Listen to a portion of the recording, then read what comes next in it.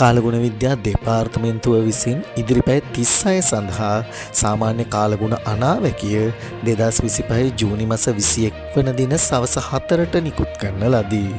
බස්නාහිර, සබරගමුව සහ වයඹ පළාත්වලත්, නුවරඑළිය, මහනුවර, ගාල්ල සහ මාතර දිස්ත්‍රික්කවලත් වැසි වාර කිහිපයක් ඇතිවේ.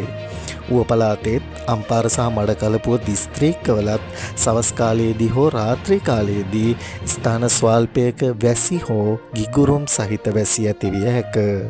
මධ්‍යම කඳුකරේ බටහිර බැවුම් ප්‍රදේශවලත් උතුරු මැද දකුණ සහ වයඹ පළාත්වලත් ත්‍රිකුණාමලය දිස්ත්‍රික්කයේත් විටින් විට හමන පැයට කිලෝමීටර් 30ත් පැයට කිලෝමීටර් 40ත් පමණ තරමක තද සුළං ඇතිවිය හැක.